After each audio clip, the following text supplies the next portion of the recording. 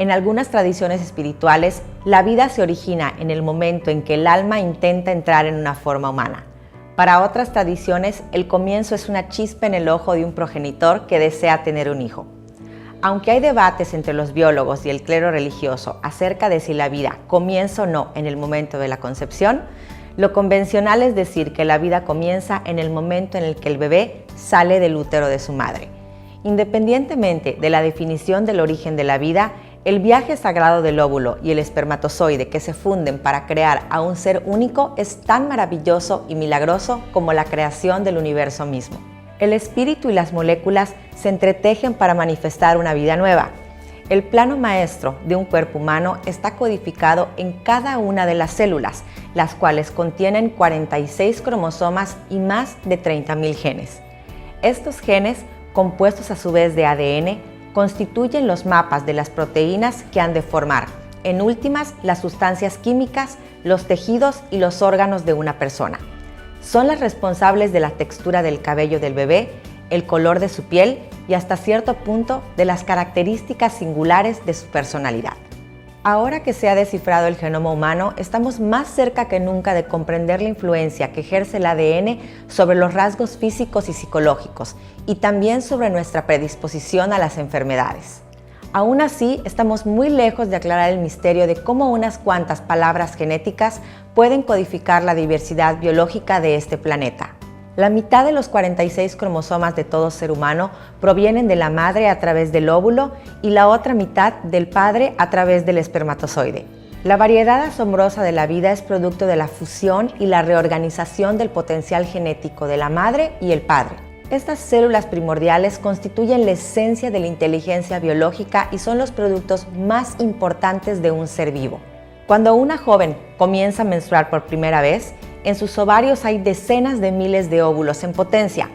Todos los meses, desde el primer día de la menstruación hasta la menopausia, varios óvulos inician el proceso de desarrollo, aunque por lo general es solamente uno el que madura y sale del ovario.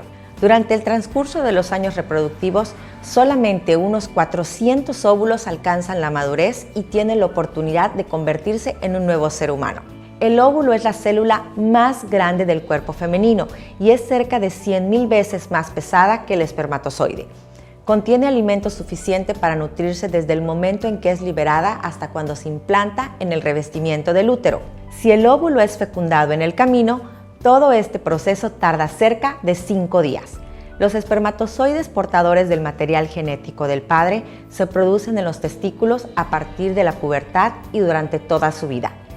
Todos los días se crean millones de espermatozoides nuevos, pero la gran mayoría de ellos jamás se liberan.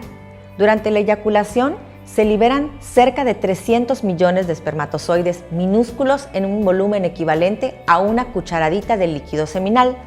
Solamente unos 3 millones de espermatozoides atraviesan la vagina hasta llegar al útero, pero de ellos la mayoría pierde el rumbo o la energía, de tal manera que menos de 300 logran penetrar en la trompa de Falopio, donde espera el óvulo maduro.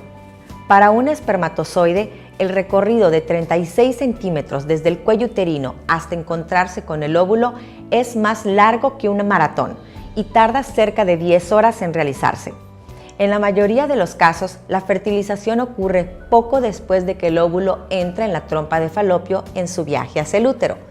Los espermatozoides que eligen la trompa correcta llegan hasta el óvulo, lo rodean y se adhieren a su capa externa. Los finalistas de la carrera liberan unas enzimas digestivas poderosas localizadas en sus cabezas, los cuales perforan agujeros microscópicos a través de la membrana externa del óvulo. Solamente uno de los espermatozoides puede penetrar dentro del óvulo. Este cierra instantáneamente sus puertas a todos los demás. El espermatozoide victorioso se deshace de su cola y su cabeza, mientras que sus genes se alinean con el óvulo. Los finalistas perdedores, con sus cabezas dentro de la capa externa del óvulo, continúan agitando la cola. Este movimiento produce el efecto de rotar el óvulo recién fertilizado, liberándolo para que pueda avanzar hacia el útero. El óvulo y el espermatozoide, cada uno con su propia energía e inteligencia, se fusionan para embarcarse en la travesía de la vida como una entidad nueva, la semilla de un ser humano único. Durante los siguientes 4, A 6 días, el óvulo fertilizado desciende lentamente por la trompa de Falopio. Por el camino se divide varias veces hasta adquirir la apariencia de una mora. Algunas de las células exteriores se preparan para formar la placenta, mientras que las células interiores inician el proceso de diferenciación, el cual culminará finalmente en la formación de un bebé. Para cuando el paquete llega al útero, el óvulo se ha convertido en una colección de cerca de 100 células y toma el nombre de blastocisto. Mientras ocurre esta multiplicación, el revestimiento interno del útero se prepara para la implantación. El ovario produce unas hormonas encargadas de estimular las glándulas y los vasos sanguíneos del útero para que éste se torne blando y suculento.